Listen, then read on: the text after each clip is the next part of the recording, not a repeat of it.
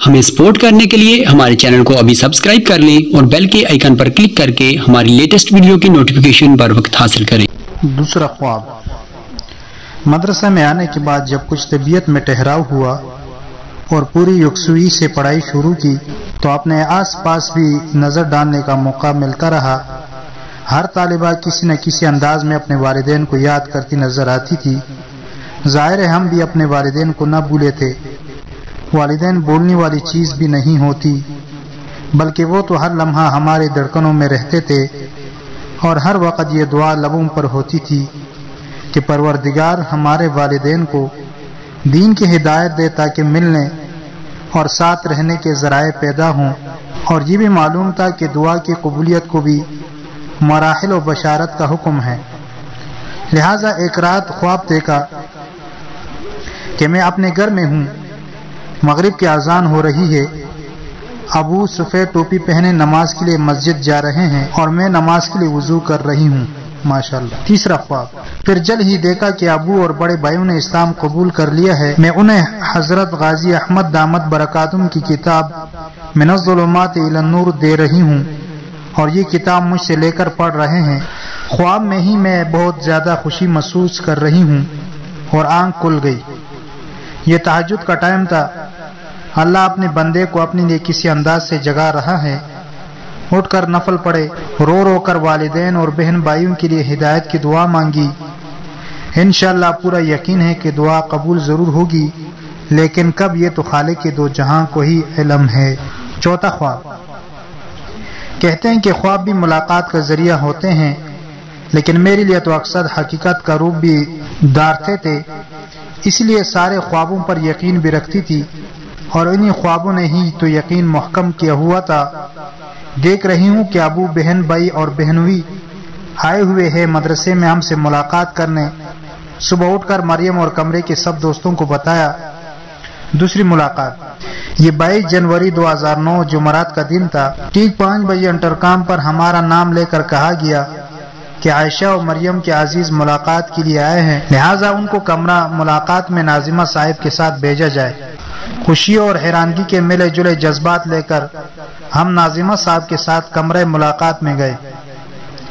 100% वही अजीज थे जो ख्वाब में देखे थे। अबू से गले मिलते वक्त सस्कियां निकल गई। अबू अबू अब तो ठीक है ना? अबू अबू आवाज नहीं निकल पा रही थी। बहन से मिलकर मरियम जोर जोर से रो रही थी। अबू ने कहा, बेटे घर चलो, ये तुम कहाँ आ गई? तुम्हें मालूम है घर पूरा वीरान हो गया है। तुम्हारी अम्मी भी मैके चली गई है, वो लोगों का सामना नहीं कर सकती। पूरी बरादरी लान तान कर रही है, किसी को मुंह दिखाने के काबिल नहीं रहे। हर एक अपने अपने ख्याल के मुताबिक हमें बप्तियां कस रहा है कि किसी मुल्ला के साथ बच्चियां भाग गई हैं।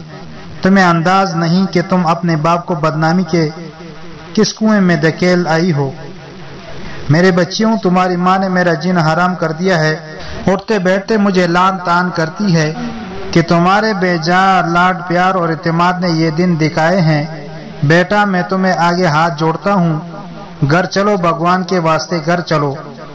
अबू ने हाथ जोड़ दिए। मैंने अबू के पैर पकड़ लिए और मैंने कहा, अबू मुझे माफ कर दे, प्लीज माफ कर दे। मैं अपने अल्लाह की नाफरमानी कैसे करूं, जबकि आपके पास तो मेरा दूसरा जन्म है। मेरा पहला खालिक तो मेरा रब है। पहली फरमानबरदारी उसका हक है। जब आप और मैं ये दुनिया छोड़ देंगे तो कहाँ की आयशा और कहाँ का मोहिनदास रहेगा नाम अल्लाह का। अबू इस बात को समझिए। अबू की आवाज़ारी ने मुझे फिर परेशान कर दिया। मेरे परवरदिगार, दुनिया की जुदाई कबूल कर।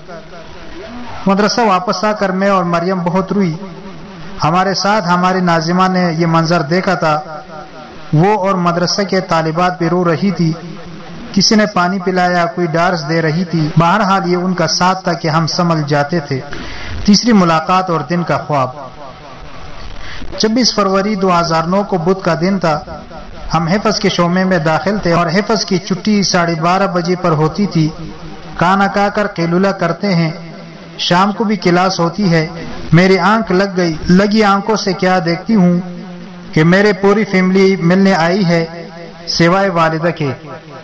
ابو मुझसे नाराज दिखाई देते हैं।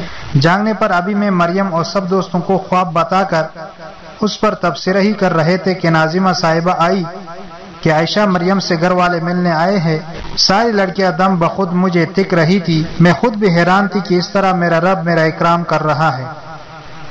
मेरे नाम की ताजीम करके तो देख, तकरीम के इंतहा ना कर दूं तो कहना, मेरी राह में चलकर तो देख, राहें ना खोल दूं तो कहना।